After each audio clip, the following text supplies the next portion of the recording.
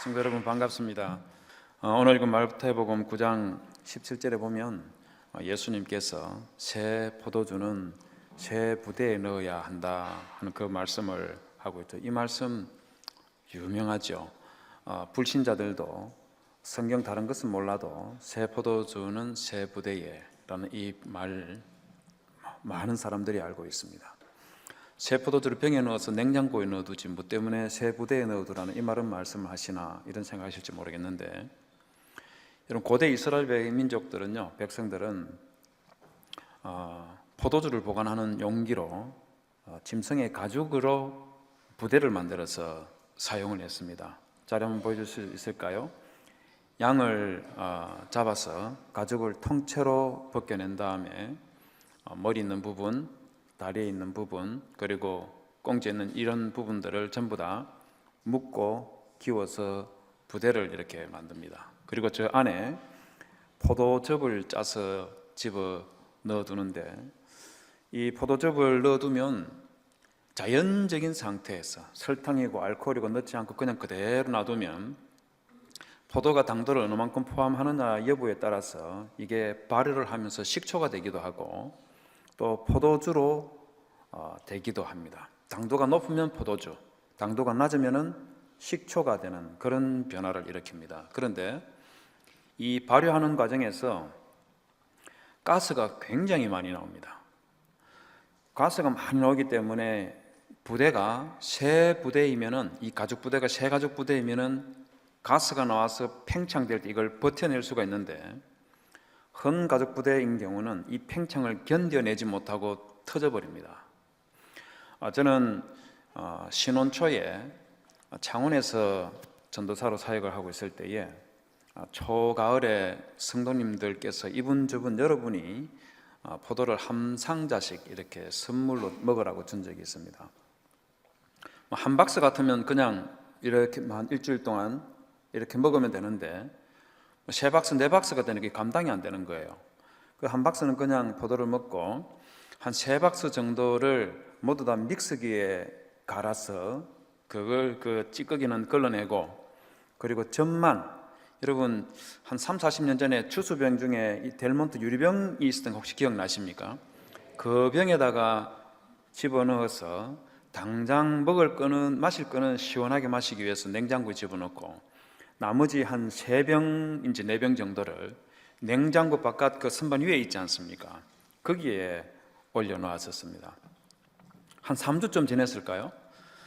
밤 새벽 한 2시쯤 저 아내가 한참 자고 있는데 갑자기 바깥에서 쾅 하는 소리가 들렸습니다.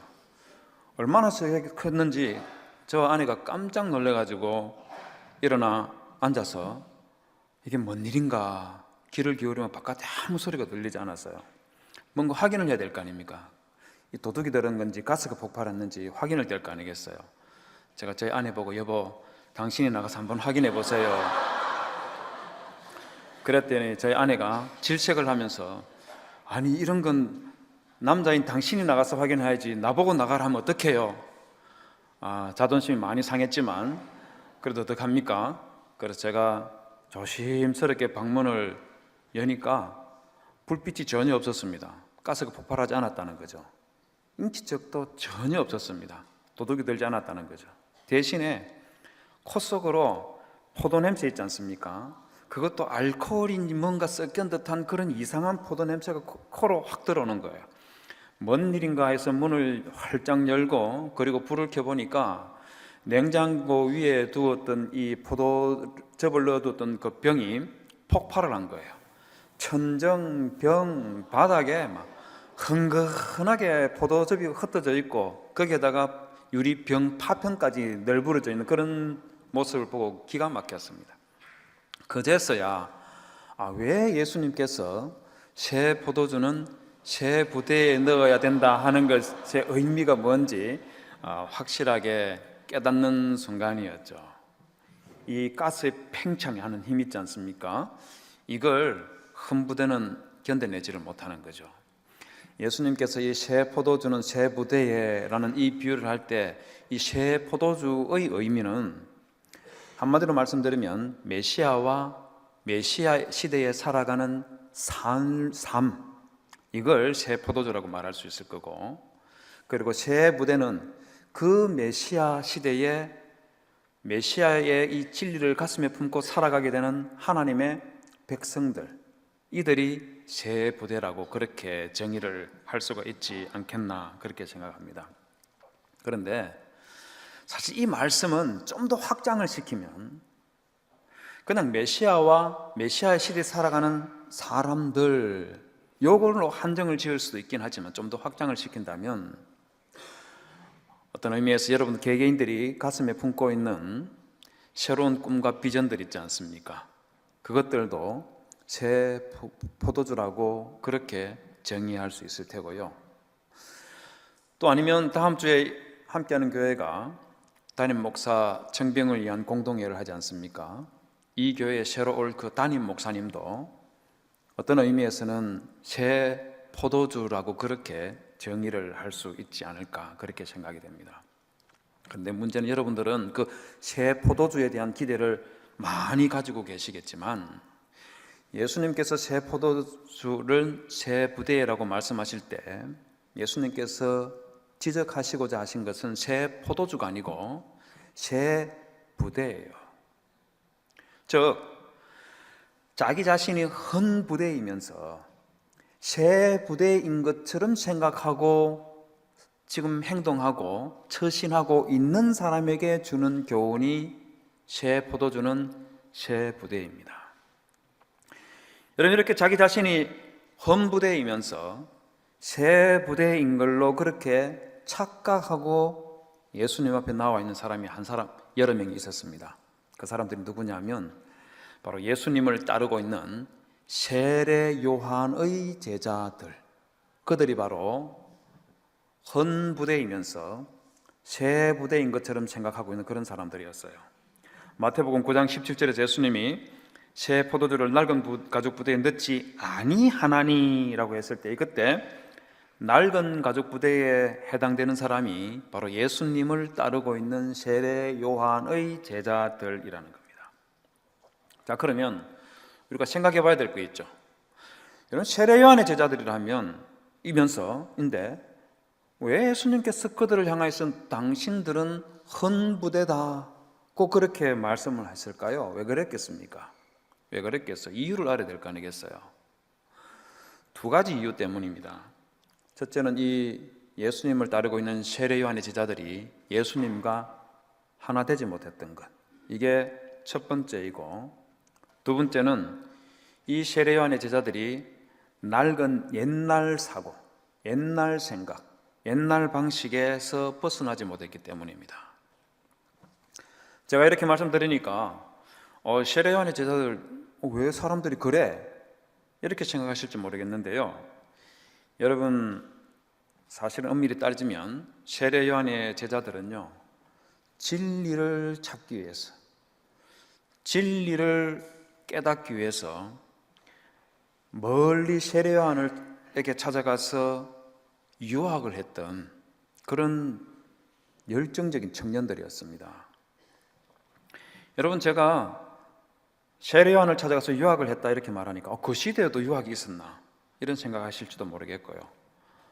또 유학을 했다니까 어이, 그 사람들 집안이 잘 살았나 보네, 유학 아무나 하는 거 아니잖아, 이런 생각할지 모르겠어요. 여러분, 그것까지는 잘 모르겠는데요, 여러분, 이 세례 요한의 제자들 세례 요한에 찾아가서 유학하고 공부하는 거, 여러분, 굉장히 힘든 과정이었습니다. 왜 그러냐면 여러분, 세례 요한이 뭐 먹고 살았습니까?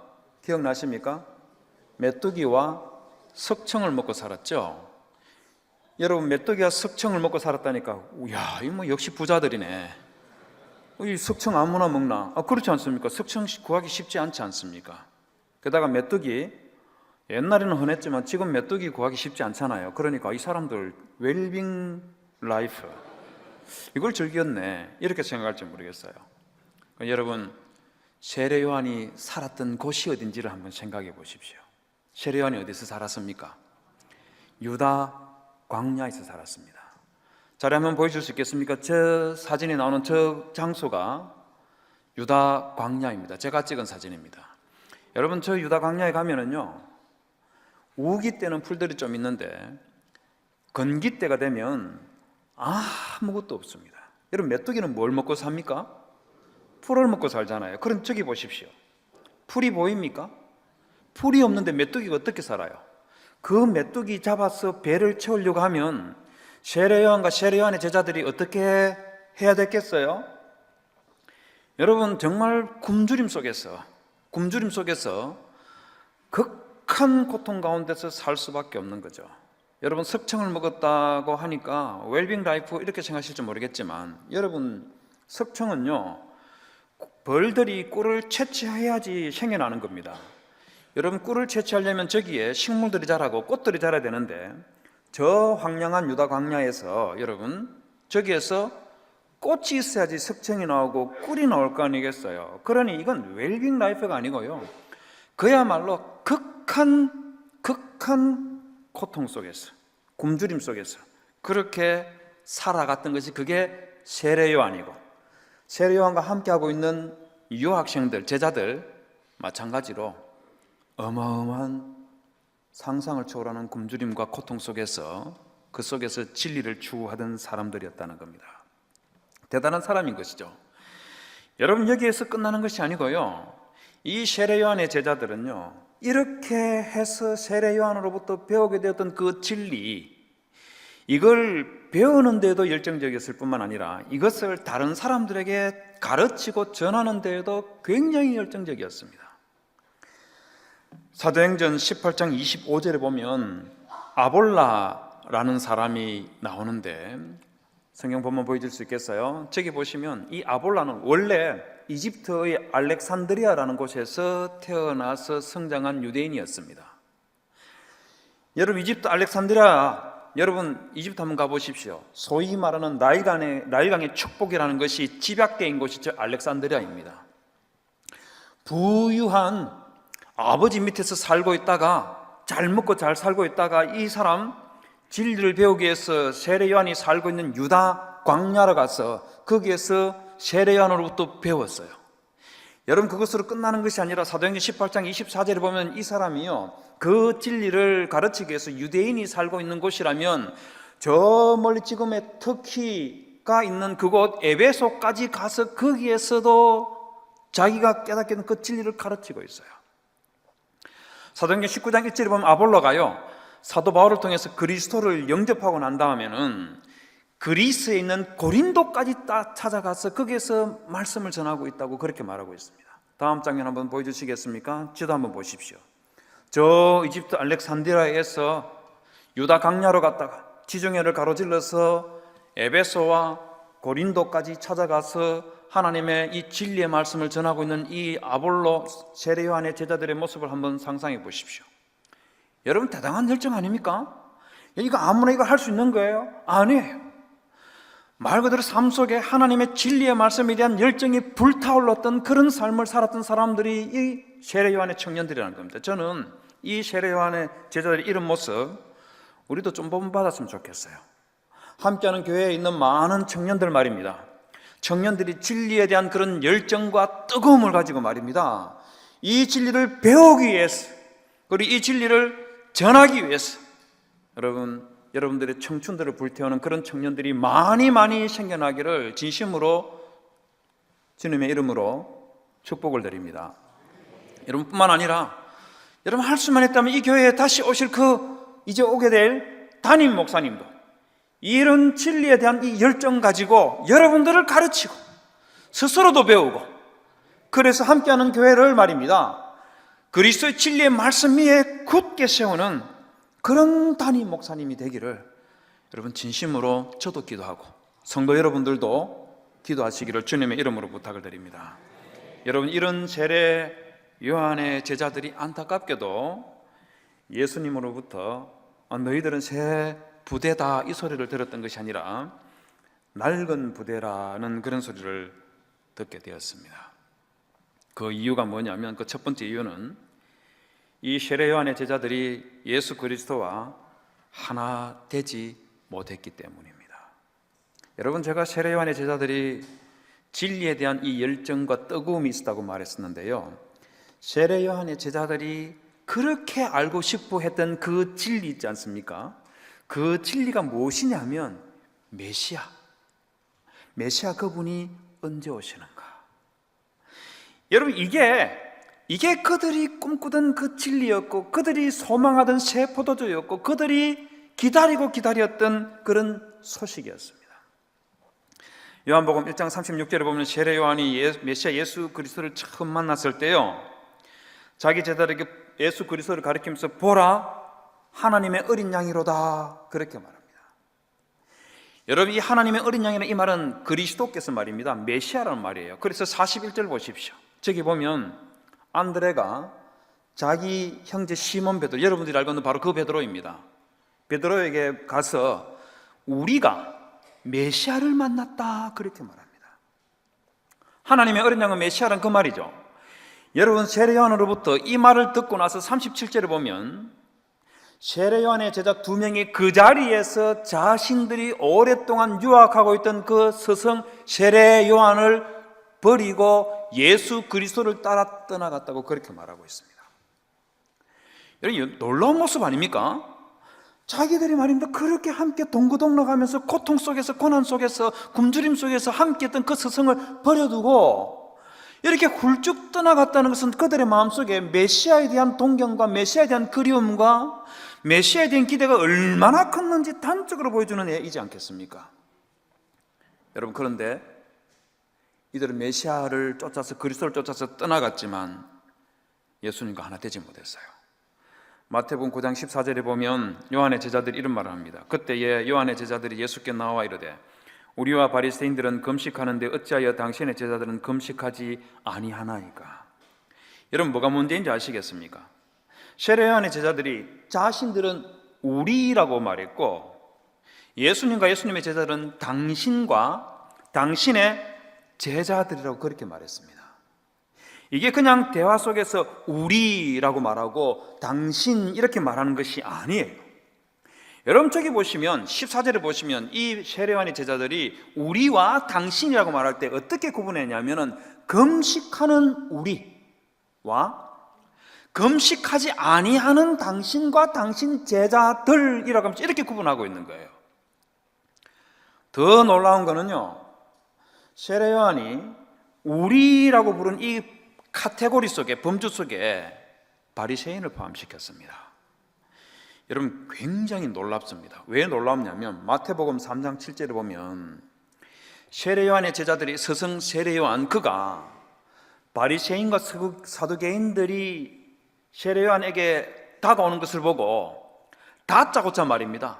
뭐라 했냐면은 독사의 자식들아, 그렇게 했습니다.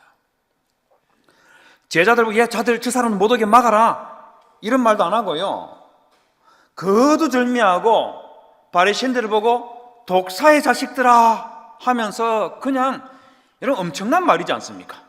이런 말 우리는 못 하잖아요. 그런데 세례 요한이 바리새인들이 얼마나 위선적이고 얼마나 이들이 이스라엘 백성들을 종교적으로 신앙적으로 어렵게 만들었으면 그들을 향해서 독사의 자식들아 이렇게 말했는데, 그 자기 스승이 독사의 자식이라고 말했던 그들을 세례 요한의 제자들은 우리의 범주에 집어넣어 버렸습니다.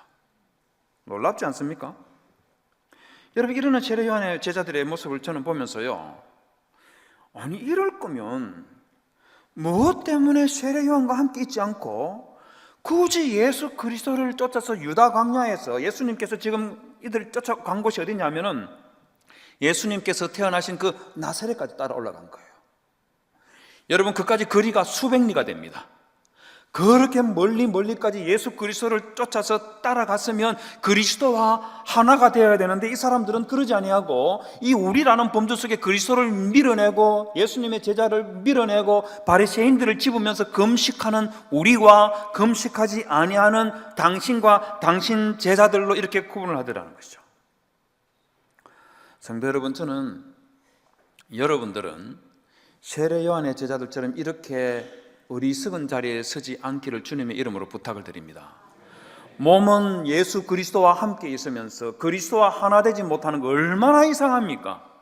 몸은 교회에 나와 있는데 그리스도와 하나 되지 못하는 그런 신앙생활을 하고 있으면 여러분, 이거는 불행인 거예요. 제가 수년 전에 영국 BBC 방송국에서 The Earth, 지구라는 프로그램을 본 적이 있는데, 이 프로그램에 보면은요, 철새들이 저 유럽 북쪽에서 아프리카 최고 남단까지 이동하는 그런 과정들을 보여주는 거였습니다. 여러분, 그 거리가요 엄청났습니다. 수백 킬로 정도가 아니고 수천 킬로를 이 철새들이 계속 날아가는 거예요. 여러분, 이렇게 날아갈 때 제일 중요한 게 뭐냐면 리더와 하나가 되는 거였습니다. 여러분, 철새들이 날아갈 때 V자 대형을 하는 거 종종 본 적 있죠, 그죠? 자료 한번 보여줄 수 있겠습니까? V자 대형을 하고 가는 이유가 있어요. 그 이유가 뭐냐면 제일 앞에 리더가 날아가면서 날개짓을 하는데, 이 날개짓을 하면 자기만 날아가는 것이 아니라 날개짓 때문에 바람이 뒤로 밀려 나온답니다. 기류가 뒤로 밀려나는 거예요. 두 번째 날고 있는 철새들은 그 바람을 이용해서 좀 더 쉽게 날아갈 수 있다는 겁니다. 세 번째 있는 철새는요, 바로 두 번째 철새가 날개짓하는 거기에 의지해가지고 또 날아가고, 이렇게 첫째, 제일 먼저 날아가는 리더의 희생에 의해서 둘째, 셋째, 넷째, 다섯째 쭉 대를 이루고 있는 철새들이 날아간다는 겁니다. 그런데 여러분, 수천 킬로를 날아가면서 리더가 항상 제일 앞에 있을 수 없잖아요. 그러다 보니까 어느 정도 가면은요, 두 번째 날고 있던 이 철새가 제일 앞자리로 나오면서 리더십이 바뀌게 됩니다. 그렇게 또 날아가다가 또 지치면은요, 또 다른 그 뒤에 있는 철새가 앞으로 나와서 또 리더십을 바꾸더라는 거죠.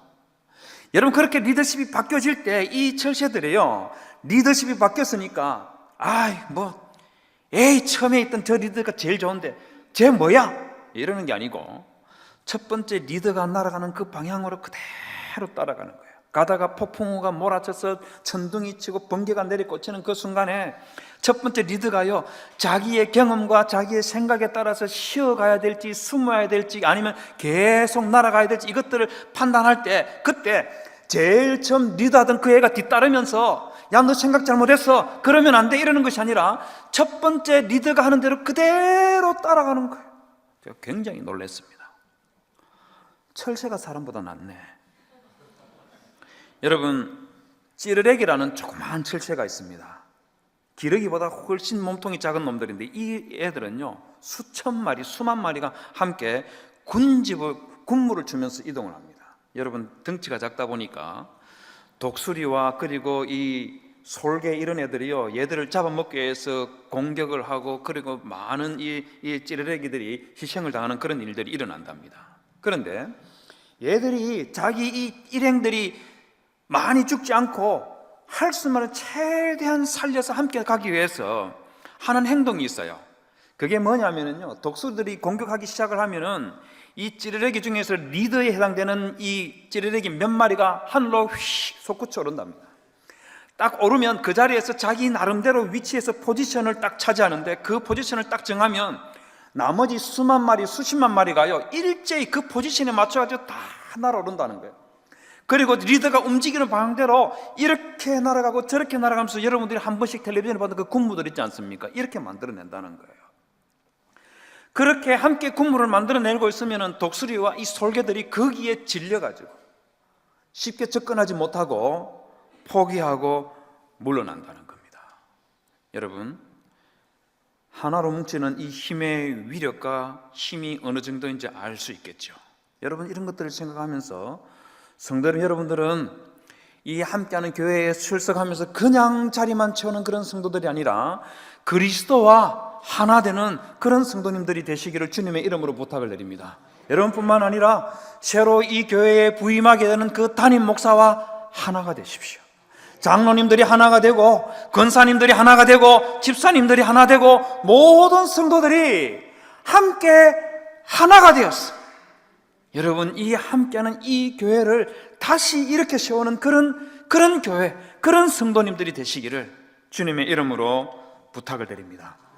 여러분, 세례 요한의 제자들이 낡은 가죽 부대라는 소리를 들었던 두 번째 이유는 이들이 옛날 사고방식에서 벗어나지 못했기 때문입니다. 여러분, 예수님께서 새 포도주는 새 부대라는 이 말씀을 하게 된 그 배경에는요, 11절 이하에서 볼 수 있는 것처럼 예수님께서 마태라는 세리와 식사를 같이 한 것, 거기에서부터 시작이 됩니다. 여러분, 세리는 그 당시 로마 제국을 위해서 백성들로부터 세금을 거두어서 자신의 부를 쌓기도 하고 또 로마에 그 세금들을 바치기도 하는 그런 일을 했었기 때문에 유대인들은요, 세리하면은 진저리를 쳤습니다. 로마 제국의 앞잡이라고 그렇게 생각했던 거죠. 마치 우리나라 사람들이 일제시대 때에 일본 경찰에 이 부역하고 있는 앞잡이들 너무너무 싫어했지 않습니까? 그런 것처럼 세리 마태하면은 유대인들은 너무너무 싫어했었습니다. 그런데 이 세리 마태가 예수님을 뵙고 그 그리스도를 구주로 영접하고 그리스도께서 그의 죄를 용서하시고 그와 식사를 같이 하는 그 조그만 파티를 베푸는 이 일을 하니까 두 부류의 사람들이 예수님께 와서 예수님께 불만을 터뜨리고 비난했습니다. 11절에 보면 제일 첫 번째 찾아온 사람들이 누구냐 하면 바로 바리새인들입니다. 여러분, 근데 이 바리새인들은요, 예수님께 다짜고짜 바로 찾아왔던 것이 아니라 예수님의 제자들에게 와서 너희 선생은 왜 세리와 제자들과 함께 잡수시냐? 이렇게 말을 합니다. 여러분, 이거 잘 봐두셔야 됩니다. 바리새인들은 예수님께 직접 찾아온 것이 아니라 예수님의 제자들에게 와서 예수님께 직접 찾아서 감히 말을 거는 것이 아니라 예수님의 제자들에게 와서 어찌하여 너 선생님은 세리와 죄인들과 함께 잡수시느냐? 이렇게 말했어요. 여러분, 이때 예수님께 찾아온 또 한 부류가 누구냐니 14절에 나오는 바로 세례 요한의 제자들입니다. 세례 요한의 제자들은 예수님의 제자들에게 말하는 것이 아니라 예수님의 제자들은 아예 그냥 무시해버리고 예수님께 직접 찾아오고 있는 거예요. 왜 그랬겠습니까? 자기들이 세례 요한의 제자들이라는 것이죠. 우리가 더 잘 나간다 이거겠죠. 예수님께 직접 나와서 우리와 바리새인들은 금식하는데 어찌하여 당신의 제자들은 금식하지 아니하나이까? 이렇게 말하면서 예수님께 직접 대놓고 불평하고 따지고 비난했습니다. 여러분, 그러자 예수님께서 15절에 했어요. 예수께서 그들에게 이르시되 혼인집 손님들이 신랑과 함께 있을 동안에 슬퍼할 수 있느냐? 그러나 신랑을 빼앗길 날이 이르리니 그때에는 금식할 것이니라. 이렇게 대답합니다. 이 말씀을 두고 어떤 분들은 예수님께서 마치 금식을 이제 금지한 것처럼 그렇게 생각하는 사람들도 있는데 그렇지 않습니다. 예수님께서 하시는 말씀 잘 보십시오. 신랑을 빼앗길 날, 메시아께서 십자가에 못 박혀 돌아가시는 그 날을 저렇게 표시한 거예요. 그리스도께서 십자가에 못 박혀 죽는 그 날이 곧 이르는데 그때는 너희들이 금식을 해야 할 것이다, 이렇게 말하는 거죠. 여러분, 여기서 예수님께서는 금식을 하지 말라고 말씀하시는 게 아니고요, 금식을 하고 있는 것을 탓하는 것도 아니고 세례 요한의 제자들이 금식하는 내용과 자세 때문입니다. 여러분, 금식을 왜 합니까? 금식기 되보신 적 있으시죠? 금식을 왜 합니까? 왜 합니까?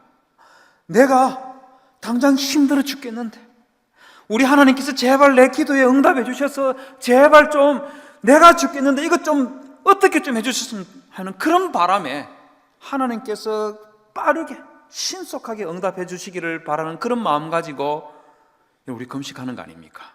그렇잖아요. 여러분 가운데서도 삶이 지치고 힘들고 고통스럽고 마음에 슬픔이 가득 차 있을 때 그때 그냥 그대로 그렇게만 있지 마시고 우리 하나님께 금식하고 철야하고 새벽제단 쌓으면서 그 하나님께 기도해 보십시오. 우리 하나님께서 빠르게 응답해 주시는 그 은혜를 경험할 수 있을 거예요. 그런데 여러분, 세례 요한의 제자들이 왜 금식했겠습니까?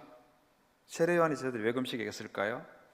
여러분, 이들이 금식한 것은 우리보다 차원이 더 높습니다. 누가복음 7장 19절에 보면 세례 요한의 제자들을 예수님께 보내어서 이렇게 묻습니다. 오실 그이가 당신이오니까. 이 말이 무슨 말이냐면 예수님 당신이 메시아이십니까? 아니면 우리가 다른 메시아를 여전히 기다리면서 금식해야 됩니까? 이거 질문하고 있는 거예요. 여러분, 그럼 한번 생각해 보십시오. 이미 지금 예수님께서 이 땅에 오신 것은 메시아가 오신 것 맞습니까? 그럼 메시아가 오셨으면, 그리고 마치 새 포도주가 그냥 쏟아져 나오는 것 같은 그런 시대가 열렸으면, 그러면 세례 요한의 제자들은 지금 뭘 해야 되겠습니까? 슬퍼하며 금식해야 되겠습니까? 아니면 그리스도와 함께 기뻐하며 즐거워해야 되겠습니까? 어떻게 해야 되겠어요? 기뻐하며 즐거워해야죠. 세리 마태와 같은 죄인이 죄의 용서함을 받고 말입니다. 우리같이 말입니다, 인생 정말 허접한 우리 같은 사람들을 구원해서 하나님 백성 삼아주고 이러면 여러분, 우리가 슬퍼해야 되는 거예요? 손가락질해야 되는 겁니까? 아니잖아요. 그 하나님의 은혜에 감사하면서 하나님 감사합니다 하고 기뻐하고 즐거워하고 춤을 춰야 될 일 아니겠어요? 그런데 그 순간에 세례 요한의 제자들은요, 메시아께서 오셨고 메시아와 함께 같이 있음에도 불구하고 이들은 메시아와 함께 기뻐하고 즐거워했던 것이 아니라 세례 요한과 함께 있을 때에 메시아가 오기를 기다리면서 그렇게 금식하고 있었던 그것을 그대로 버리지 못하고 옛 생각에 그대로 사로잡혀 있으면서 그리스도를 비난하고 슬퍼하고 애통하는 그런 모습을 보이더라는 것이죠. 여러분, 이런 옛날 생각에 사로잡혀 있으면 여러분 절대로 안 됩니다. 여러분, 이따금씩 우리는 옛날 방식에 그대로 사로잡혀 있을 때가 있어요. 저는 라면을 먹으면 꼭 삼양라면을 끓입니다. 저희 아이들은 삼양라면 절대로 안 먹고 신제품들, 불닭볶음면 이런 거 끓여서 먹는데, 제가 옆에 있다가 애들 먹는 거 젓가락을 한번 얻어 먹어보면 좀 매워서 좀 쉽진 않지만 입에 들어서 먹어보면요 맛있어요. 불닭볶음면 말고도 요즘 새로 나온 라면들 많이 있지 않습니까? 맛있는 거 굉장히 많더라고요. 그런데 저는 여전히 제가 라면을 끓이면은 삼양라면입니다. 과자를 사러 가도 저희 아이들은 맛있는 새로운 과자들이 참 많더라고요. 그런데 제가 선택하는 것은 바다 코코넛. 아이스크림을 사러 가도요, 베스킨라빈스 맛있는 아이스크림 많아요. 근데 제가 사는 거는 항상 비비빅을 선택을 합니다. 왜 이럴까요? 여러분, 이런 옛날 상품에 집착하는 것은 어릴 때 먹었던 그것에 익숙해있기 때문에 그래서 이러고 있는 거죠. 그런데 이거야 별 문제가 있겠습니까? 하지만 이따금씩 우리가 옛날 사고방식에 사로잡혀 있으면 큰 문제를 일으키는 경우들이 있습니다. 여러분, 전쟁터에서 적군과 아군이 싸울 때 서서 총을 쏘는 게 안전하겠습니까? 엎드려서 총을 쏘는 게 안전하겠습니까?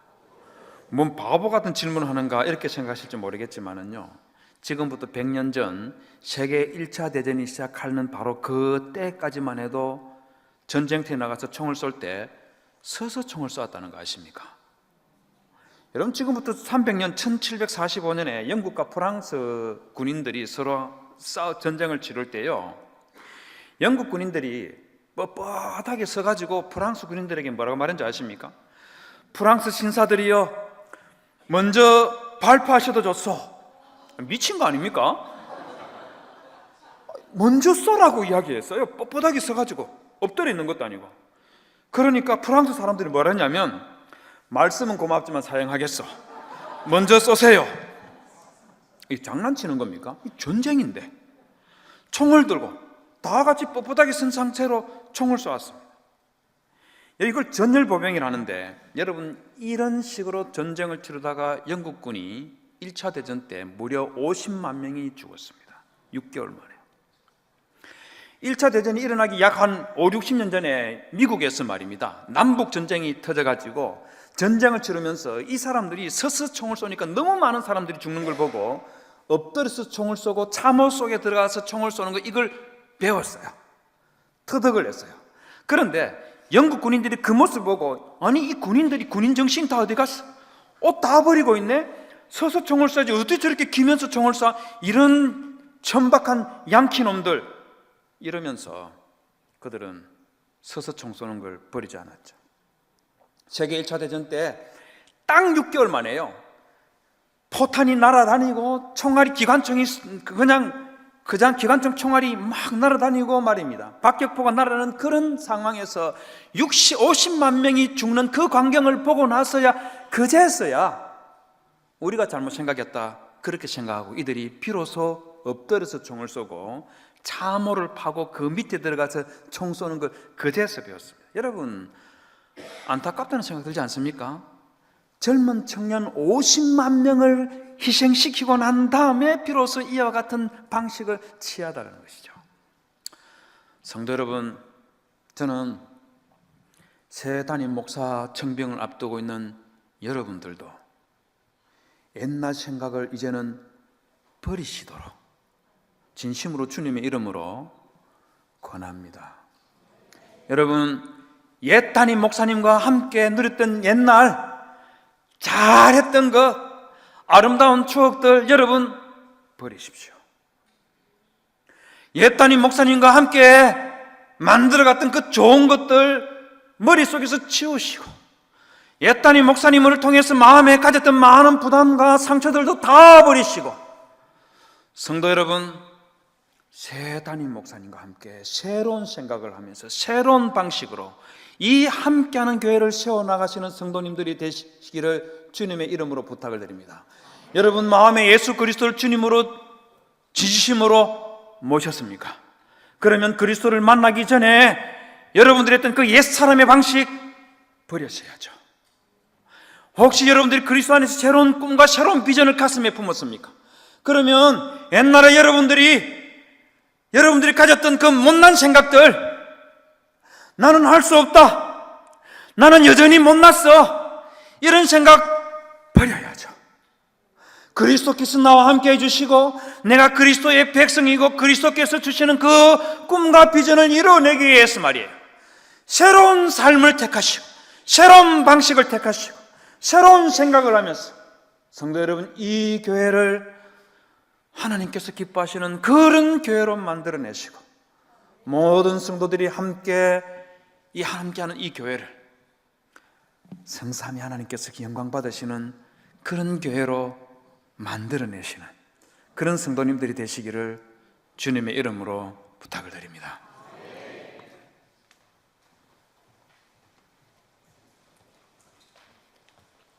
우리 들은 말씀 두고 함께 찬양하며 기도하면 좋겠습니다. 우리 오늘 말씀을 통해서 들은 것처럼 사랑하는 함께한 교회 성도 여러분, 이제는 하나님께서 우리에게 새 포도주를 새 부대에 담으라고 말씀하십니다. 그러나 그 전에 우리가 먼저 한번 되돌아봐야 할 것은 우리가 과연 누구와 연합하고 있는가입니다. 날 부르신 것은 하나님인데, 날 부르신 것은 예수님인데 내가 지금 어디에 연합하고 있는지, 사람의 생각과 사람의 경험에 연합하고 있는지, 아니면 우리에게 생명을 주시고 우리를 살리시고 우리를 구원해 주신 그 예수님께 연합하고 있는지, 내가 어느 부르심을 쫓아 어느 부르심을 따라가고 있는지, 우리 다시 한 번 더 이 말씀 기억하면서 찬양하면 좋겠습니다. 우리 함께 찬양합시다. 하나님의 부르심에는, 하나님의 부르심에는 후회하심이 없네. 내가 이 자리에 선 것도 주의 부르심이, 하나님의 부르심에는 하나님의 부르심 결코 실수가 없네. 나를 부르신 하나님의 신실하심을 우리 처음부터 한 번 더 찬양합시다. 하나님의 부르심에는, 하나님의 부르심에는 후회하심이 없네. 내가 이 자리에 선 것도 주의 부르심이라. 하나님의 부르심에는 결코 실수가 없네. 나를 부르신 하나님의 신실하심을 믿네. 날 부르신 뜻, 날 부르신 뜻 내 생각보다 크고 날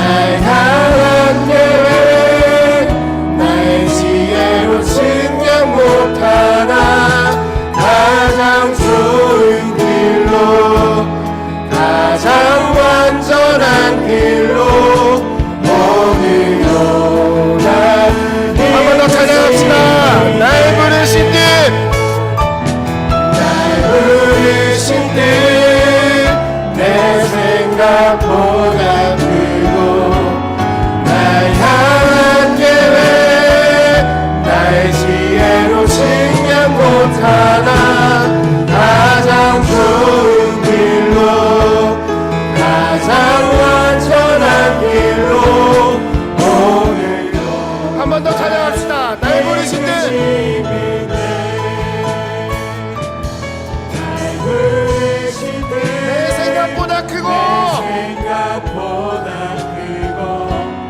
날 향한 계획 나의 지혜로 측량 못하나 가장 좋은 길로 가장 완전한 길로 오늘도 날 이끄심이네. 사랑하는 함께한 교회 성도 여러분, 새 포도주와 연합해서 새 부대로 우리 함께한 교회를 다시 한 번 더 세워나가면 좋겠습니다. 그러기 위해서는 오늘 우리가 말씀을 통해서 들었지만 먼저 예수님과 연합해야 하고요. 나의 나이가 빠진 생각들을 이제는 정리해야 합니다. 근데 그 과정이 과연 쉬울까요? 할만할까요? 버틸만할까요? 아니요. 정말 눈물 없이는 버틸 수 없고, 하나님 도대체 왜 이러십니까? 이런 원망이 나올 때도 있고요. 하나님 이것마저 놓으라고 하면 어떡합니까? 하나님 이거는 우리의 포기할 수 없는 것입니다. 근데 여러분, 우리가 그 생각을 할 때 한 가지 기억을 해야 합니다. 뭘 기억해야 하냐? 이 교회의 주인이 누구신가? 이 교회는 누구와 연합하고 있는가? 여러분, 사람의 기억과 사람의 경험에 연합한 함께하는 교회가 아니라 예수와 연합한 함께하는 교회가 되길 소망합니다. 네, 이제는 새 부대에 담길 때입니다. 이제는 우리의 경험과 우리의 아집과 우리의 생각과 우리가 포기할 수 없다는 것까지 어쩌면 하나님이 포기하라고 하실 수도 있어요.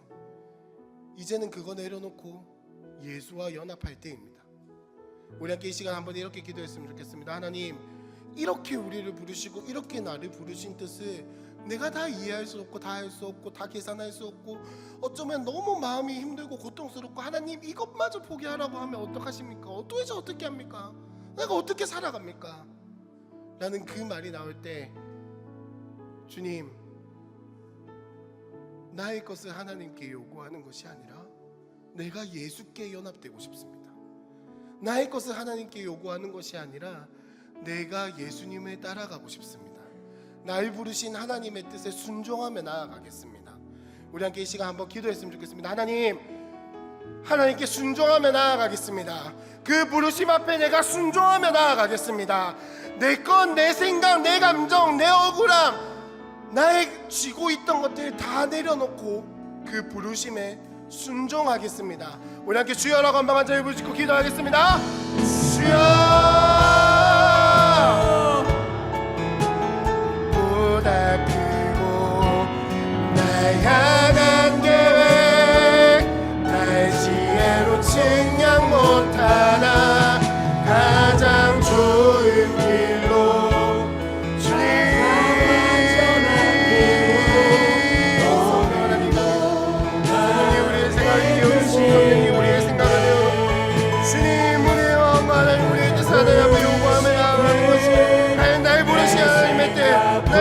하나님의 교회, 나에게 말씀하신 하나님의 말씀에 순종하며 나아갈 수 있는 은혜 허락하여 주시옵소서. 주님,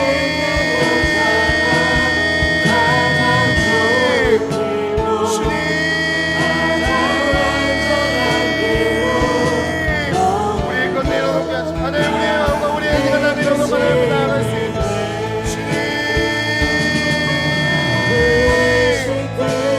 함께 하시고 알게 하시고 하나님, 우리의 마음과 하나님 주인이는 하나님이 말씀, 하나님의 말씀, 주님 들어주옵소서.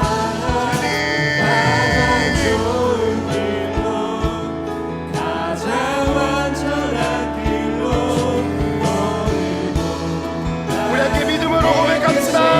주의 말씀을 의지하여, 주의 말씀을 의지하여 깊은 곳에 금을 던져 오늘 그가 놀라운 일을 이루시니 주의 말씀을 의지하여 믿음으로 금을 던져 믿는 자에게 능치. 한 번 더 우리 믿음으로 고백합시다. 주의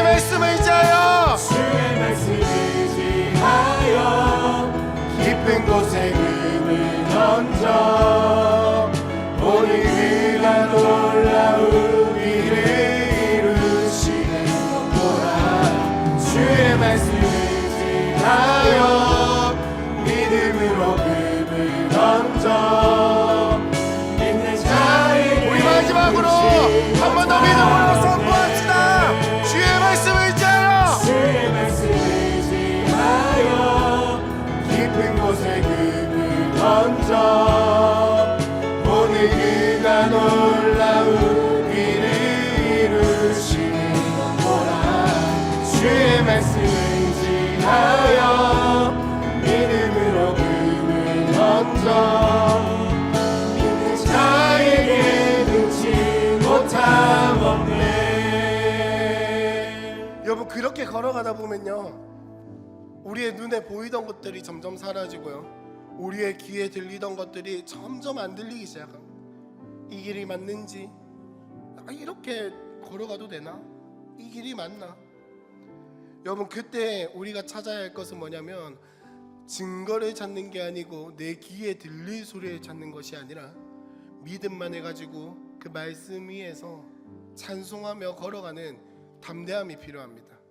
우리에게 주어진 이 말씀이 하나도 허투루 없이 이루어질 것이라는 그 믿음, 예수님이 걸어가신 그 길이 우리에게 반드시 이루어질 것이라는, 성취될 것이라는 그 믿음 가지고 예수님이 걸어가신 그 길에, 예수님이 말씀하신 거기에 우리가 동참하며 참여하며 따라가는 겁니다. 여러분, 우리 이 시간 함께 믿음으로 그 말씀을 우리의 삶 속에 힘차게 한번 선포했으면 좋겠습니다. 우리 함께 고백합시다. 이 눈에 아무 증거, 이 눈에 아무 증거 아니되어도 믿음만을 가지고서 늘 걸으며 이 귀에 아무 소리 아니 들려 하나님의 약속 위에 하나님의 약속에 서리라. 서리라 걸어가세 믿음 위에 서서 나가세 나가세 의심 버리고 걸어가세 믿음 위에 서서 눈과 귀에 아무 이 증거 눈이 보기에는 어떠하든지 이 눈이 보기에는 이미 어떠한 얻은 증거대로 이미 얻은 증거대로 늘 믿으며 이 맘에 의심 없이 살아갈 때에 우리 소원 주 안에서 걸어가세. 걸어가세 믿음 위에 서서 나가세 나가세 의심 버리고 걸어가세 믿음 위에 서서 눈과 귀에 아무 한 번 더 고백합시다. 걸어가세. 걸어가세 믿음 위에 서서 나가세 나가세 의심 버리고 걸어가세 믿음 위에 서서 눈과 귀에 마지막으로 한 번 더 고백합시다. 걸어가세. 걸어가세 믿음 위에 서서 나가세 나가세 의심 버리고 걸어가세 믿음 위에 서서 눈과 귀에 아무 증거 없어도. 우리 함께 이 시간 마지막으로 한번 기도하면 좋겠습니다. 하나님, 우리가 앞으로 걸어가는 그 길이 어떤 길인지, 하나님의 계획이 어떤 것인지 우리는 전혀 모릅니다. 눈에 아무것도 안 보일 때도 있고요, 내가 원하는 게 너무 강해서 그거 못 내려놔가지고 하나님이 보여주심에도 불구하고 못 보일 때가 있고, 하나님이 옆에서 너무나도 애절하게 말씀하시는데 내가 듣고 싶은 것만 골라 듣는다고 못 들을 때도 있습니다. 주님, 그러나 그때에 하나님, 내가 그걸 깨달았을 때 다른 걸 선택하는 것이 아니라 오직 믿음 위에서 우리에게 주신 이 말씀 붙들고 살아가는 믿음을 허락하여 주시옵소서. 하나님, 다른 것이 보이지 않을 때 오직 말씀 붙들고 살아갈 수 있는 담대함을 허락하여 주시옵소서. 우리에게 주신 이 예수의 복음을 붙들고 살아가는 믿음을 더하여 주시옵소서. 우리 함께 주여라고 한번 같이 모시고 기도하겠습니다. 주여!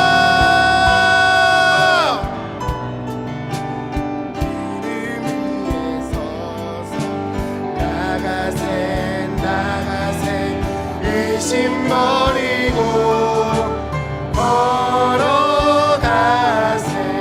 믿음 위에 서서 주님, 말씀하시는 말씀, 하나님 그리스도의 피 묻은 복음이 하나님 그 십자가의 은혜 위에서 살아갈 수 있는 은혜 허락하여 주시. 하나님 그 믿음과 좋은 그 믿음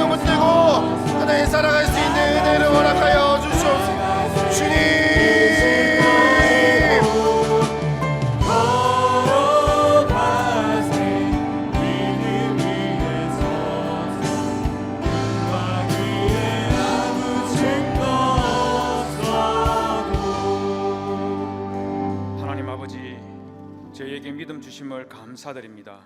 하나님 아버지, 저희에게 신앙 주신 것 감사합니다.